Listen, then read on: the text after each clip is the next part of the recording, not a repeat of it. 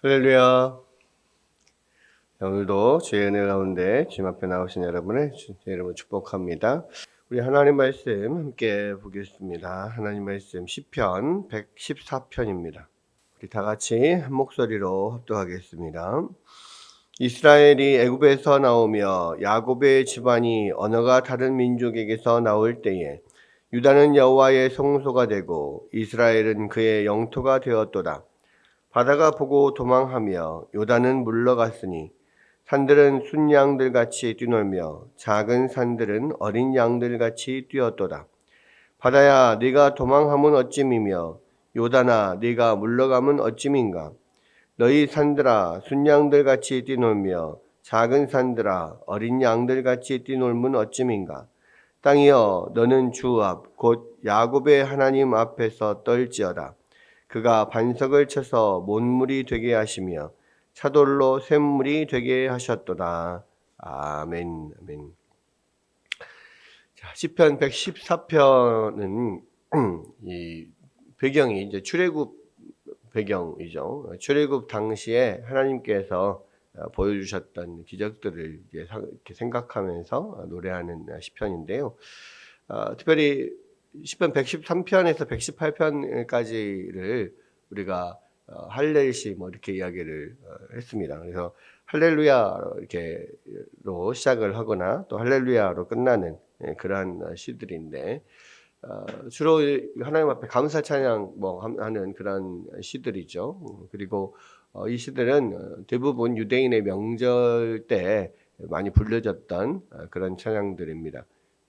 그래서 이제 114편은 할례시 중에 하나이긴 하지만 할렐루야 뭐 이런 이야기 나오진 않아요. 할렐루야라고 하는 단어 자체가 나오지는 않습니다. 그러나 그 하나님을 여호와를 찬양하는 특별히 여호와 하나님께서 이스라엘을 구원하신 것을 찬양하는 그런 출애굽 때에 하나님께서 보여주셨던 기적적인 일들을 찬양하는 건데요.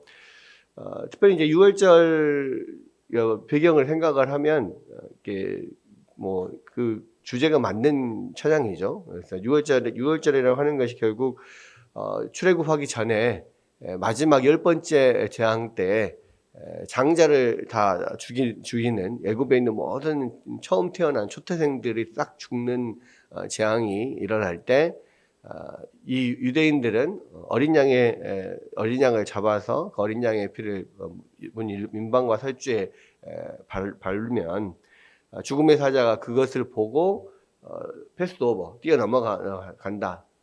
그래서 그 장자가 죽는 이 재앙에서 피할 수 있었다. 그래서 그것을 기념하는 날이 이제 유월절인 거잖아요. 그래서 그 유월절이 결국은 10가지 재앙 중에서 마지막 재앙이고 그 유월절 이 사건으로 인해서 사실은 결정적으로 이스라엘 백성들이 애굽에서 나올 수가 있었죠. 바로가 이제 그때 완전히 항복을 하고 나가라 이제 이렇게 이야기를 해서 나갈 수가 있었기 때문에 그래서 이제 그 유월절을 기점으로 해서 이 이스라엘 백성들이 애굽을 나오게 된 겁니다. 그리고 그 출애굽을 하고 난 이후에 뭐 여러 가지 많은 그 하나님의 역사함이 있었는데 그 중에서 가장 기억할 만한 것이 홍해를 건넌 사건이죠. 그리고 요단강이 갈라져서 요단강을 건너는 사건. 이 두 가지가 물이 갈라지는 것으로서 이렇게 동일하고 또 홍해가 갈라진 사건은 이 이스라엘 백성들이 처음 이 출애굽을 할 때 일어난 일이고 요단강이 갈라지는 것은 이게 40년이 지나서 이제 광야에서 방황했던 그 40년이 지나고 이제 진짜로 이 가나안 땅으로 들어갈 때 일어났던 일이죠. 그래서 40년의 간격을 두고 출애굽의 시작과 출애굽의 마지막에 사실 비슷한 사건으로서 보여지는 사건들. 그게 이제 홍해가 갈라진 사건, 요단강이 갈라진 사건인데 그 부분에 대해서 이제 여기서 이야기를 하죠. 이스라엘의 애굽에서 나오며 야곱의 집안이 언어가 다른 민족에게서 나올 때, 그러니까 출애굽할 때에 유다는 여호와의 성소가 되고 이스라엘은 그의 영토가 되었도다. 결국 이 출애굽을 해서 가나안 땅에 와서 그 가나안 땅이 하나님이 그들에게 주시는 땅이 되었는데, 그때 하나님께서 어떤 기적을 베푸셨냐면 바다가 보고 도망하고 요단이 물러간, 그러니까 이 두 가지 사건이잖아요. 출애굽 처음 시작과 처음 마지막 이 두 사건, 이것이 가장 뭐 대표적인 기적이죠. 대표적인 기적으로서 사실 이거는 상상도 할 수 없는 그러한 일들이 일어난 거죠. 네. 그런 면들을 지금 이제 여호와께서 어떻게 기적적인 것들을 통하여서 우리를 구원하셨는가, 이것들을 이제 이야기를 하고 있고요. 산들은 순양같이 뛰놀며 작은 산들은 어린 양같이 뛰었더라. 네. 이거는 뭐냐면 막 산이 산이 양들처럼 막 뛰었다는 건 뭐예요? 막 흔들리는 거죠. 막 흔들리는 거. 그러니까 지진이 일어난 건데, 뭐 언제 출애굽 당시에 언제 지진이 일어났을까요? 언제 하나님께서 기적적으로 그런 지진을 일으키면서 하나님의 그런 능력을 보여주셨을까? 네. 그러니까 아마도 이것은 그 시내산에서 그 모세가 십계명을 받으러 올라갔을 때 그 하나님의 어떤 임재의 상징이죠. 그게 이제 이 시내산에 이렇게 큰 검은 구름이 쫙 깔리고 거기 안에서 빛이 번쩍번쩍하고 그리고 막 온 산이 막 흔들렸어요. 그리고 뭐 엄청난 막 그 소리가 부릉쿵쾅하는 막 그런 소리가 나면서 이제 그런 모든 것들이 뭐 불, 바람, 지진 이런 것들이 어둠, 구름 뭐 이런 것들이 다 어미하신 하나님이 임재하실 때 일어나는 어떤 임재의 상징이거든요. 그래서 감히 이스라엘 백성들이 두려워서 시내산으로 들어갈 수가 없었어요. 그래서 이제 하나님께서 시내산에서 그들에게 하나님 나라의 법을 주시고 십계명을 주시고 사실 이스라엘 백성들과 전체와 함께 하나님 언약을 맺어야 되는데 이스라엘 백성들이 시내산 올라가기를 두려워했거든요. 너무너무 그러니까 그 하나님 임재 자체가 너무 두렵고 떨리는 그런 가운데서 올라가기를 두려워했고 결국은 이제 모세와 그다음에 그 이스라엘 백성들의 대표 70인의 대표들이 이제 올라가서 하나님 앞에서 같이 언약을 하고 또 언약 식사에 참여하고 뭐 이런 일들이 있었습니다만은 그런 게 하나님의 임재하심의 그 직접적인 딱 피부로 느껴지는 상징이 상징 중에 하나가 산이 흔들리는 거예요. 그 면을 지금 이야기를 하고 있고 결국 그 마지막에 이제 그런 것들이 이제 두 가지가 사건이 계속해서 뭐 반복이 되면서 또 의문문으로서 뭐 어찌하여 뛰노느냐, 뭐 어찌함인가 뭐 이런 식으로 이야기를 하고 결국 7절에 땅이여 너는 주 앞 곧 야곱의 하나님 앞에서 떨지어다 그랬잖아요.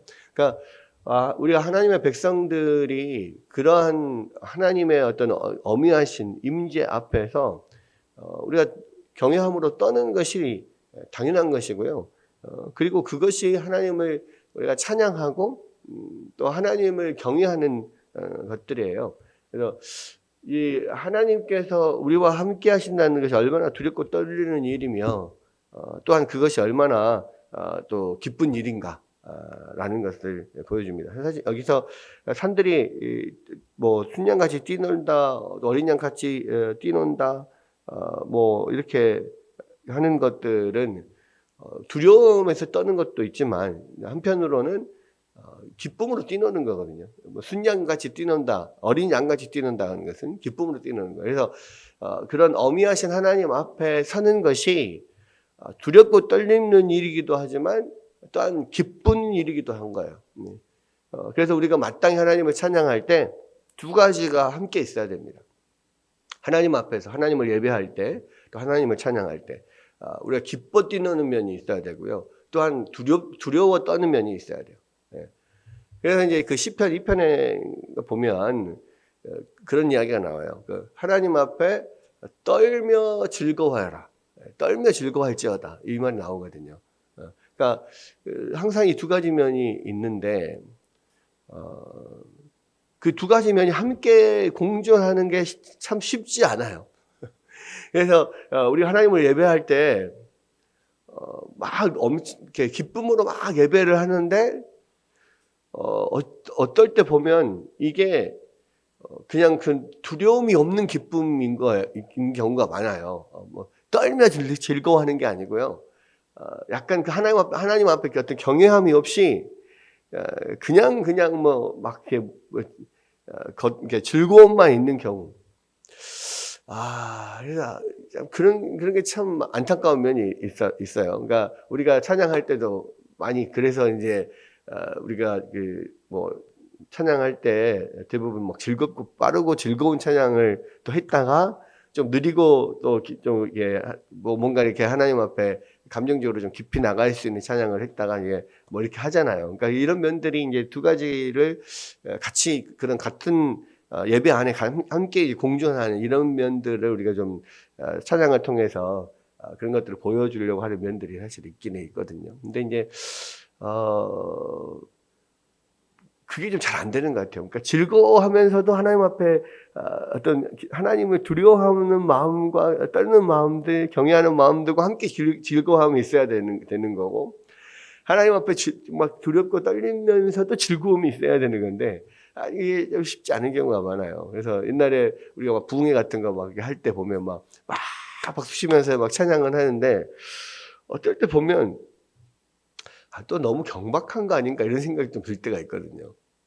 막 즐겁게 막 힘있게 막 찬양을 하는데 이게 과연 하나님 앞에서 그 하나님의 그 존재, 하나님의 그 어미하심, 뭐 그 하나님 앞에서 내가 떨며 즐거워하는 것인지 그냥 그 가락에 그냥 심취해서 막 거기 그냥 즐겁게 그런 분위기에 심취해서 막 그렇게 하는 건지 약간 그럴 때가 있습니다. 그런데 분명한 것은 우리 하나님 앞에 찬양하는 바른 자세는 뭐냐? 떨며 즐거워하는 거예요. 그래서 하나님 앞에 양들처럼 뛰놀며 또 주님 앞에 떨며 또 그렇게 주님을 찬양하고 항상 하나님 앞에서의 우리의 자세, 뭐 예배뿐만 아니라 마찬가지인데요. 하나님을 섬기는 우리 자세가 떨며 즐거워하는 이게 우리가 이렇게 바른 합당한 자세거든요. 그래서 그런 면들 우리가 하나님을 찬양하고 하나님 앞에 있을 때 우리가 과연 그러한 어떤 태도로 하나님을 예배하고 있는가, 하나님을 섬기고 있는가 이렇게 한번 생각하면 좋겠다는 생각이 들고요. 8절에 보면 그가 반석을 쳐서 못물이 되게 하시며 차돌로 샘물이 되게 하셨도다. 그렇죠?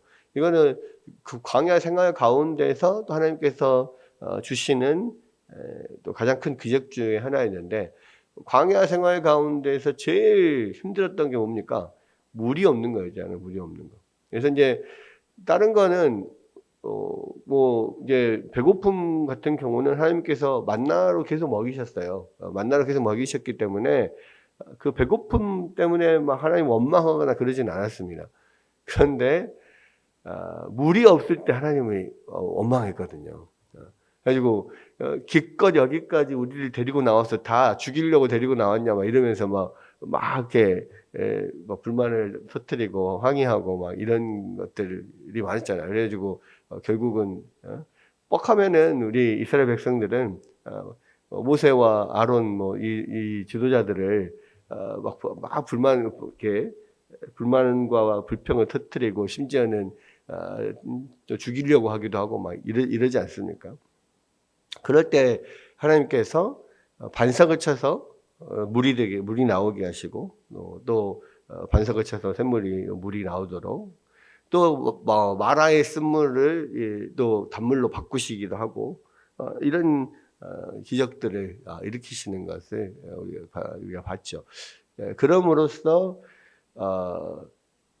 이거는 그러니까 어떤 일상에서 가장 어떤 필요한 필수적인 이런 부분에 있어서야 하나님께서 기적을 보여주시는 거잖아요. 사실 바다가 갈라지고 물이 갈라지고 땅이 진동하고 뭐 이런 거는 일상과는 사실 별로 관계가 없어요. 그냥 출애굽을 할 때 이렇게 필요해서 하나님께서 보내주신 거죠. 근데 이제 반석에서 물이 나오는 이 사건은 우리의 일상과의 관계가 있는 거죠. 일상에서 보여주시는 하나님의 어떤 기적인데, 이런 면들이 우리의 삶에서 늘 느껴지냐, 그런 부분들을 우리가 늘 느끼고 사느냐. 그러니까 많은 경우에 그 사람들이, 신앙인들이 이런 것들을 몇 번만이라도 느끼게 해주시면, 정말 하나님 살아계신다는 걸 내가 진짜 잘 믿을 텐데, 아니면은 이 세상 사람들한테 전도하기 엄청 쉬울 텐데, 이거 뭐 이렇게 말만 하면 막 이루어지고 막 이렇게 그런 뭐 기적적인 일들이 막 일어나면 얼마나 전도하기 쉽겠습니까? 막 이렇게 생각할 수도 있잖아요. 근데 사람이 그런 기적을 정말 일상같이 봤던 이스라엘 백성들도 하나님을 제대로 믿었습니까? 결국은 하나님을 믿지 못하고 다 광야에서 죽었잖아요. 그리고 다시 태어난 사람들이 이제 이렇게 가나안으로 들어갔지 않습니까? 예수님께서도 마찬가지죠. 예수님 시대의 사람들이 오병이어의 기적을 맛보고 많은 병자들이 고쳐지는 사건, 많은 일들을 겪었습니다. 근데 그 사람들이 그것들을 보고 그래서 바로 예수님을 잘 믿었을까요? 아니죠. 더 기적만을 원했지 정작 예수님을 믿지 않았거든요. 그게 마찬가지입니다. 그러니까 이 시대에도 하나님께서 그런 기적을 엄청 많이 보여주시고 하지 않는 이유가 뭐냐면, 그런 거를 보여준다고 해서 사람들이 믿지 않거든요. 그냥 단순히 기적만을 보기를 원하고, 그것들을 통해서 뭔가 자기의 삶의 유익을 누리기를 원하지, 그걸로 인하여서 하나님을 경외하고 예수님을 더 잘 믿고 이러지 않는다는 말이에요. 우리가 그런 면에 있어서 정말로 가장 큰 기적은 뭘까? 결국 우리가 예수님을 또 정말 믿고 따르는, 이런 기적이 없어도 예수님을 믿고 따르는 거, 주의 말씀 안에서 정말로 예수님을 믿으며 순종하며 살아가는 것이 이것만큼 기적적인 일이 없고, 우리의 마음을 하나님께서 붙드셔서 그렇게 주님을 따르게 한다는 이것이 참 어찌 보면 가장 큰 기적이 아닌가, 이런 생각을 해봅니다. 하나님은 지금도 여전히 출애굽 때와 같이 이런 홍해가 갈라지고 요단강이 갈라지고 산이 진동하는 기적 하나님께서 보여주실 수 있어요. 근데 문제는 그거 보여줘도 사람들이 안 믿는다니까요. 그것이 우연이라고 생각을 하지 하나님이 하신 거라고 전혀 생각하지 않습니다. 그래서 우리가 그런 기적들을 바라고 그렇게 살기보다 우리가 주의 말씀 붙잡고 살아가는 거, 이것이 가장 중요한 거고요. 또 이 도마에게도 그랬잖아요. 예수님께서 그 말씀 하셨잖아요. 너희는 보고서야 믿냐? 보지 않고 믿는 것이 복이다. 그런 이야기를 하셨듯이 우리 삶에서 다시 한번 분명히 우리 여러 가지 면에서 하나님께서 또 기적적인 일들을 일으키시기도 합니다. 그러나 그럼에도 불구하고 우리 가운데 가장 중요한 것은 그러한 주의 말씀을 통해서 하나님을 믿고 의지하고 또 주님을 붙들고 살아가는 것, 이것이 가장 중요한 것이 아닌가.